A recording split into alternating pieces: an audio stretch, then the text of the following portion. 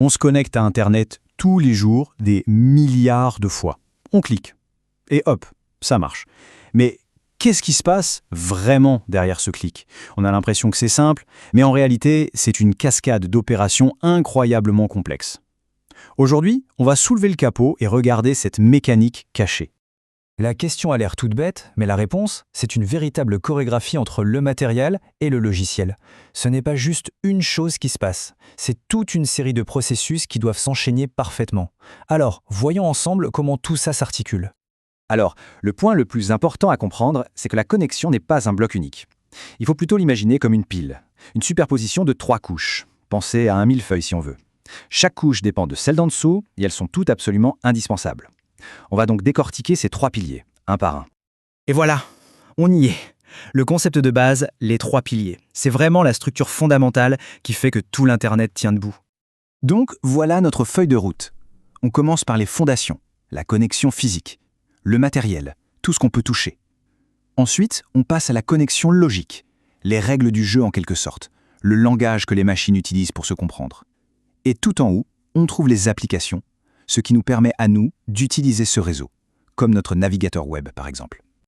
Allez, on commence par le commencement, par la base, le concret, le tangible. On peut voir ça un peu comme la plomberie d'Internet. Avant même de penser aux données ou au site web, il faut bien un chemin physique pour que l'information circule. Des câbles, des cartes, des puces. Et ce qui est fascinant, c'est que, bien avant de se connecter au monde, un ordinateur est déjà un mini-réseau à lui tout seul. Tous ses composants, le processeur, la mémoire, etc., ils passent leur temps à discuter entre eux via ce qu'on appelle le bus système. La carte mère, c'est un peu le plan de la ville de ce réseau interne.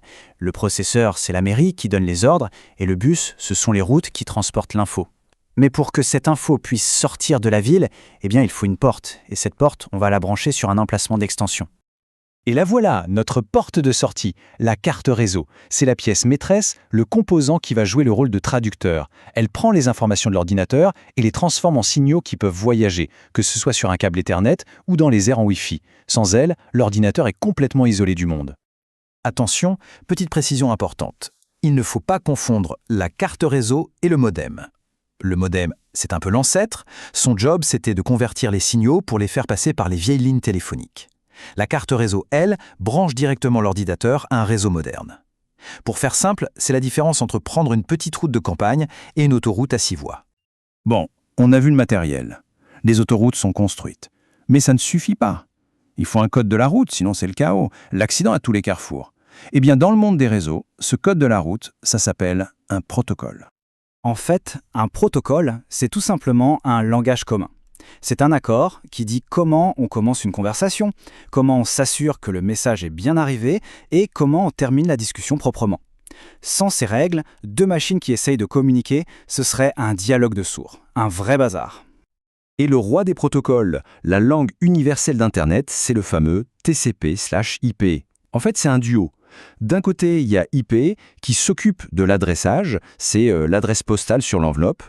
De l'autre, il y a TCP, qui joue le rôle du facteur super rigoureux. Il découpe le message en paquets, les numérote, et vérifie à l'arrivée que tout est là, dans le bon ordre. C'est grâce à ce duo de choc qu'un simple email peut faire le tour du monde sans perdre une seule virgule. D'accord. On a donc notre connexion physique et on a nos règles du jeu, les protocoles. Le matériel est branché, tout est prêt. Mais comment on sait si ça marche vraiment? Comment on peut vérifier que tout ce petit monde communique bien?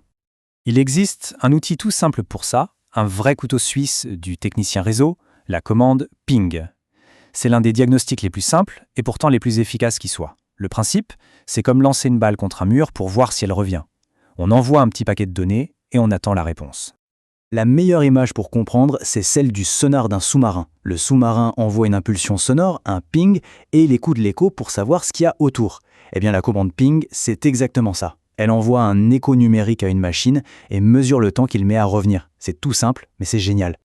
Et ce qui est super avec ping, c'est qu'on peut diagnostiquer un problème pas à pas, de manière très logique. D'abord, on se ping soi-même pour vérifier que notre propre configuration interne fonctionne.